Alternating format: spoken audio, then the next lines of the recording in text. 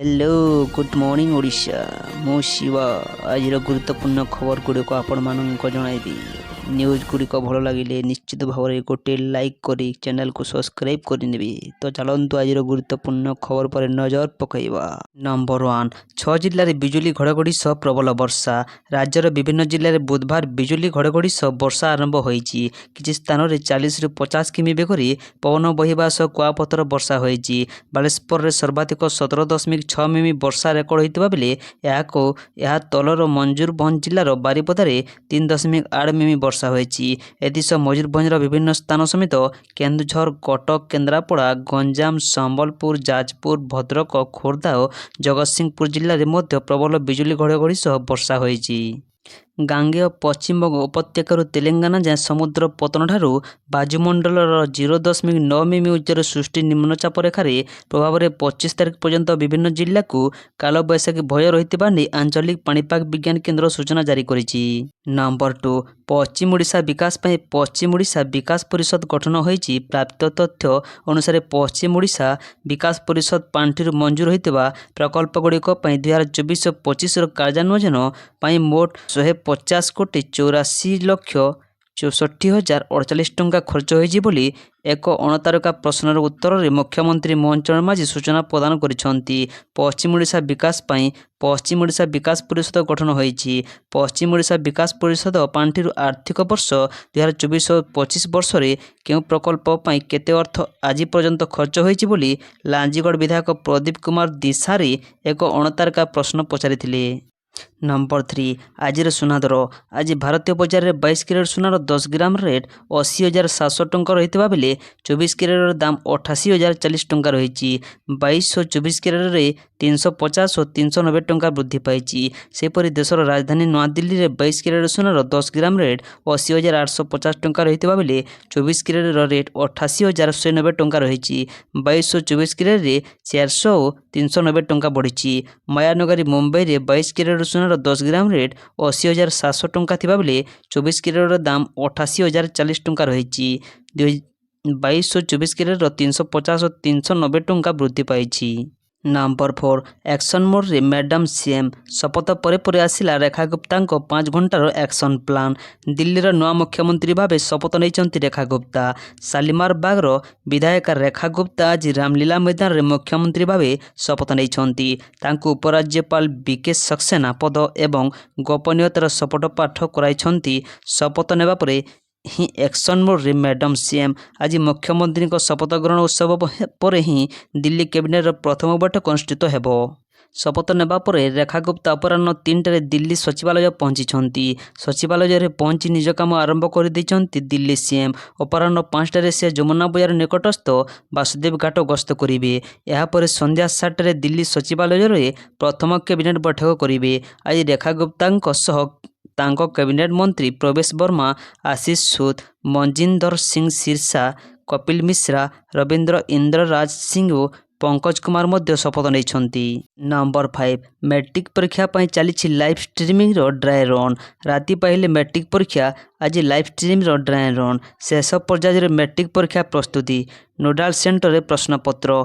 नोडाल centre संवेदनशील केन्द्र live stream व्यवस्था आज हेब ड्राई रन। मैट्रिक परीक्षा प्रस्तुति शेष पर्यायर पहुंची बेले गतकाली नोडाल सेंटर रे पहुंची प्रश्नपत्र।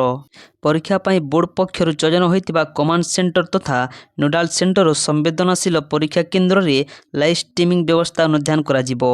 बोर्ड कर्तृपक्ष दायित्व रे अन्य अधिकारी माने 600 केन्द्र रे वीडियो लाइव व्यवस्था अनुधान करेंगे। 21 तारिख मार्च 6 तारिख पर्यंत मैट्रिक राज्य मुक्त विद्यालय और संस्कृत मध्यम परीक्षा एका संगे हेबो।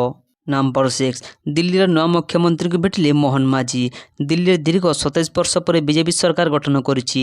नुआ मुख्यमंत्री भाव गुरुवार शपथ नहीं रेखा गुप्ता।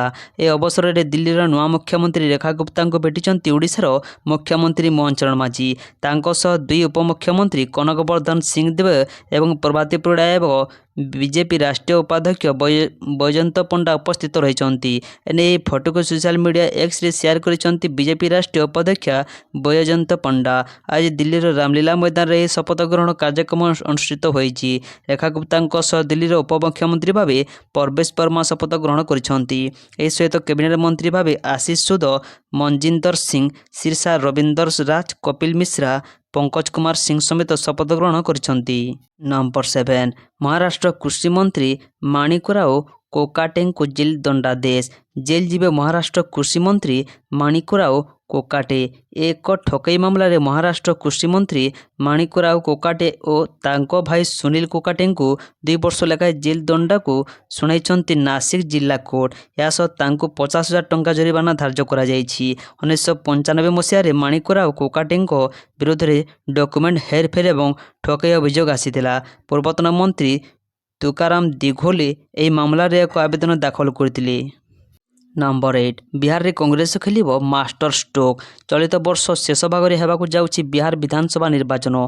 एबेटु बिहार रे स्थिति मजबूत करबाकू विप्लटिंग कलाणी कांग्रेस। हरियाणा, महाराष्ट्र, दिल्ली हारिबा परे बिहार पई रणनीति करुछि दल।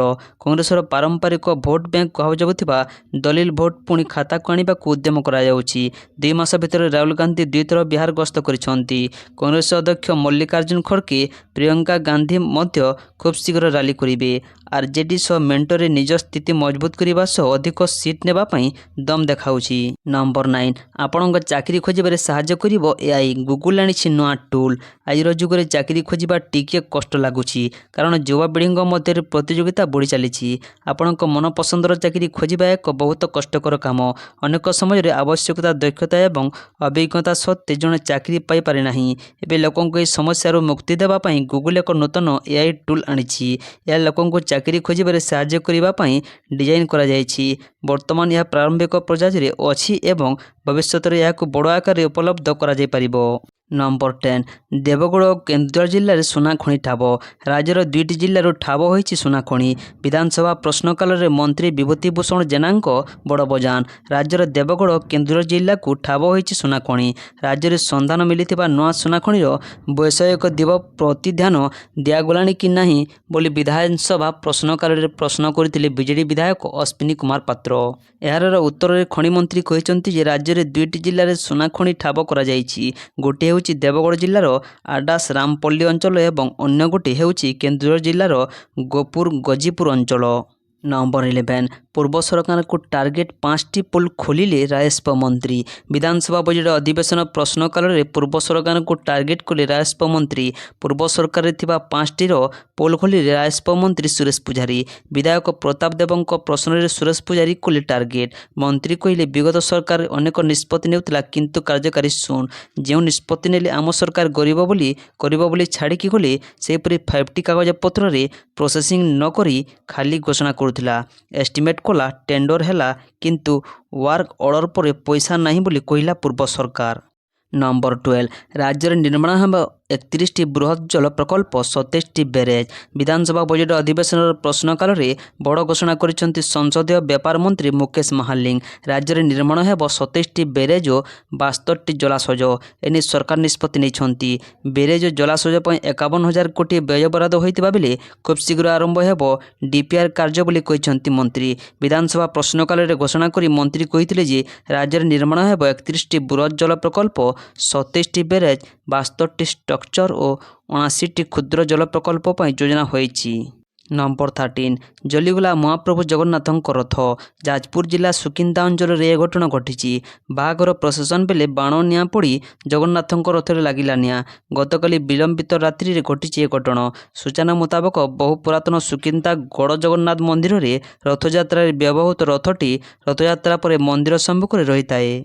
तेबे गतकाली विलंबित रात्रि में एक बाहागर प्रसेसन जाउतिबा समय बाण निआं पड़ी हठात रथर अग्रभाग जलिबाकू लागिथिला। यह देखि लोके स्थानीय अग्निशम बाहिनी को खबर देइथिले। किछि समय पर अग्निशम बाहिनी घटनास्थल में पहुंची निआं को आयत्त करथिले मध्य रथर अधिकांश अंश जली जाइथिला। ନମ୍ବର 14 ଜାରି ହେଲା ନିର୍ଦ୍ଦେଶନାମା ଦିନ 11ଟାରୁ 3ଟା ଯାଏଁ କାମ କରିବେନି ଶ୍ରମିକ। ଦିନ 11ଟାରୁ 3ଟା କାମ କରାଇବା ମନା। ଶ୍ରମିକଙ୍କ ଦିନ 11ଟାରୁ ଅପରାହ୍ନ 3ଟା ପର୍ଯ୍ୟନ୍ତ କାମ କରାଇଲେ ମିଳିବ ଦଣ୍ଡ। ଏନେଇ ଶ୍ରମ ଓ କର୍ମଚାରୀ ରାଜ୍ୟ ବୀମା ବିଭାଗ ତରଫରୁ ସମସ୍ତ ରାଜସ୍ୱ କମିଶନର ସମସ୍ତ ଜିଲ୍ଲାର ଜିଲ୍ଲାପାଳ ଓ ରାଜ୍ୟ ଶ୍ରମ କମିଶନରଙ୍କୁ ଆବଶ୍ୟକ ନିର୍ଦ୍ଦେଶନାମା ଜାରି କରାଯାଇଛି। ଆଗକୁ ପ୍ରବଳ ଗ୍ରୀଷ୍ମ ପ୍ରବାହ ହେବା ନେଇ ଆଶଙ୍କା ଥିବାର ଏପରି ନିର୍ଦ୍ଦେଶ ଜାରି କରିଛି ବିଭାଗ। ନମ୍ବର 15 119ଟି ଆପ୍ ବ୍ଲକ୍ କରିବାକୁ ନିର୍ଦ୍ଦେଶ ଦେଲେ ଭାରତ ସରକାର। ପ୍ରଭାବିତ ହେବେ ଏହି ଦେଶ। ସରକାର ଏବଂ ଅନ୍ୟାନ୍ୟ ସଂସ୍ଥା ଦ୍ୱାରା ବିଭିନ୍ନ କଣ୍ଟେଣ୍ଟ ଅପସାରଣ ଅନୁରୋଧଗୁଡ଼ିକୁ ଟ୍ରାକ୍ କରୁଥିବା ହାର୍ଭାର୍ଡ ବିଶ୍ୱବିଦ୍ୟାଳୟ ଦ୍ୱାରା ପରିଚାଳିତ ସାଇଟ୍ ଲୁମେନ୍ ଡାଟାବେସ୍ରେ ଗୁଗୁଲ ଦ୍ୱାରା ପ୍ରକାଶିତ ତଥ୍ୟ ଅନୁଯାୟୀ ଭାରତରେ ଉପଲବ୍ଧ ପ୍ରାୟ 119ଟି ଆପ୍ ବ୍ଲକ୍ କରିବାକୁ ଭାରତ ସରକାର ନିର୍ଦ୍ଦେଶ ଦେଇଛନ୍ତି। ଏହି ସମସ୍ତ ଆପ୍ ମୁଖ୍ୟତଃ ଚୀନ ଏବଂ ହଂକର ଡେଭଲପରମାନଙ୍କ ସହିତ ଜଡ଼ିତ ଯାହା ଭିଡ଼ିଓ ଏବଂ ଭଏସ୍ ଚାଟ୍ ପ୍ଲାଟଫର୍ମ ପ୍ରଦାନ କରିଥାଏ। ରିପୋର୍ଟ ଅନୁଯାୟୀ 119ଟି ଆପ୍ ମଧ୍ୟରୁ ଭାରତରେ ଏପର୍ଯ୍ୟନ୍ତ କେବଳ 15ଟି ଆପ୍ ସ୍ଥଗିତ ରଖାଯାଇଛି। ବାକିଗୁଡ଼ିକ ଫେବୃଆରୀ 20 ତାରିଖ ପର୍ଯ୍ୟନ୍ତ ଡାଉନଲୋଡ୍ ପାଇଁ ଉପଲବ୍ଧ ରହିଛି। ପ୍ରଭାବିତ ଆପ୍ଗୁଡ଼ିକ ଏକ କମ୍ ସଂଖ୍ୟକ ସିଙ୍ଗାପୁର ଯୁକ୍ତରାଷ୍ଟ୍ର ଯୁକ୍ତରାଜ୍ୟ ଏବଂ ଅଷ୍ଟ୍ରେଲିଆରୁ ମଧ୍ୟ ରହିଛି। ସୂଚନା ପ୍ରଯୁକ୍ତିବିଦ୍ୟା ଆଇନର ଧାରା 69A ଅଧୀନରେ ଏହି ନିର୍ଦ୍ଦେଶ ଜାରି କରାଯାଇଛି। ନମ୍ବର 16 ଜିରୋ ଆୟକରଦାତାଙ୍କ କାର୍ଡ ନାହିଁ ରାସନ କାର୍ଡ ଦାବି କଲେ ବିଧାୟକ। ଯେଉଁମାନେ ଜିରୋ ଆୟକର ଦେଉଛନ୍ତି ସେମାନଙ୍କର ରାସନ କାର୍ଡ ନ କାଟିବାକୁ ଗୃହରେ ଦାବି ରଖିଛନ୍ତି ବିଜେଡି ବିଧାୟକ ଗଣେଶପର ବେହେରା। ଏନେଇ ବିଧାୟକ କହିଛନ୍ତି ଇ-କେୱାଇସି ବେଳେ ଆୟକର ଦେଉଥିବା ଲୋକଙ୍କ ରାସନ କାର୍ଡ କଟାଯାଉଛି, କିନ୍ତୁ ଅନେକ ଗରିବ ଲୋକ ପିଲାଙ୍କ ପାଠପଢ଼ା, ଘର ତିଆରି, ଝିଅ ବାହାଘର ପାଇଁ ଲୋନ୍ କରିବାକୁ ଅନେକ ବ୍ୟକ୍ତି ଜିରୋ ରିଟର୍ଣ୍ଣରେ ଇନକମ୍ ଟ୍ୟାକ୍ସ ଫାଇଲ୍ କରୁଛନ୍ତି। ନମ୍ବର 17 ଭାରତକୁ ହରାଇବା କଷ୍ଟକର ହେବ ପୂର୍ବତନ ପାକିସ୍ତାନୀ କ୍ରିକେଟର। ଚାମ୍ପିୟନ୍ସ ଟ୍ରଫି 2025ର ପ୍ରଥମ ମ୍ୟାଚରେ ପାକିସ୍ତାନକୁ ନ୍ୟୁଜିଲାଣ୍ଡ 60 ରନ୍ର ବୃହତ ବ୍ୟବଧାନରେ ହରାଇଛି। ଏହି ପରାଜୟ ପରେ ଭାରତ ବିପକ୍ଷରେ ପାକିସ୍ତାନର ମୁକାବିଲା କର ବା ମର ଭଳି ହେବ। ପାକିସ୍ତାନୀ ଟିମ୍ର ଫର୍ମ ଦେଖି ଚିନ୍ତା ପ୍ରକଟ କରିଛନ୍ତି ପୂର୍ବତନ ପାକିସ୍ତାନୀ କ୍ରିକେଟର ଶୋଏବ ଅଖତର। ମହମ୍ମଦ ରିଜୱାନଙ୍କ ଅଧିନାୟକତ୍ୱରେ ପାକିସ୍ତାନକୁ ଯେକୌଣସି ମୂଲ୍ୟରେ ଭାରତ ବିପକ୍ଷରେ ଜିତିବାକୁ ପଡ଼ିବ ବୋଲି ଆଶାବାଦୀ। ନମ୍ବର 18 26ରେ ଉଦ୍ଯାପିତ ହେବ ମହାକୁମ୍ଭ ମେଳା। ବୁଡ଼ ପକାଇଲେଣି 57 କୋଟି ଶ୍ରଦ୍ଧାଳୁ। ପ୍ରୟାଗରାଜରେ ମହାକୁମ୍ଭରେ ଦେଖିବାକୁ ମିଳୁଛି ମହାସମାଗମ। କୋଟି କୋଟି ଶ୍ରଦ୍ଧାଳୁଙ୍କ ପ୍ରୟାଗରାଜରେ ପବିତ୍ର ବୁଡ଼ ସ୍ନାନ କରି ମହାପୁଣ୍ୟ ଅର୍ଜନ କରୁଛନ୍ତି। ମହାକୁମ୍ଭ ଶେଷ ହେବାକୁ ଆଉ ଅଳ୍ପ ଦିନ ବାକି ରହିଛି। ଜାନୁଆରୀ 13 ତାରିଖରୁ ଆରମ୍ଭ ହୋଇଥିବା ଏହି ଭବ୍ୟ ସମାରୋହ ପରଠାରୁ 57 କୋଟିରୁ ଅଧିକ ଲୋକ ସଙ୍ଗମରେ ସ୍ନାନ କରିଛନ୍ତି ବୋଲି ଉତ୍ତରପ୍ରଦେଶ ସରକାର କହିଛନ୍ତି। 55 ଦିନ ଧରି ଚାଲିବାକୁ ଥିବା ଏହି ମହାକୁମ୍ଭ ମେଳାରେ 45 କୋଟି ଶ୍ରଦ୍ଧାଳୁଙ୍କ ସମାଗମ ହେବା ଆଶା କରାଯାଉଥିବା ବେଳେ 57 କୋଟିରୁ ଅଧିକ ଲୋକ ସଙ୍ଗମରେ ସ୍ନାନ କରିଛନ୍ତି। ତେବେ ଫେବୃଆରୀ 26 ତାରିଖରେ ଅନ୍ତିମ ସାହି ସ୍ନାନ ସହ ମହାକୁମ୍ଭ ଉଦ୍ଯାପିତ ହେବ। ୟୁପିର ଜନସଂଖ୍ୟା 25 କୋଟି ହୋଇଥିବା ବେଳେ 57 କୋଟିରୁ ଅଧିକ ଲୋକ ସଙ୍ଗମରେ ସ୍ନାନ କରିଛନ୍ତି।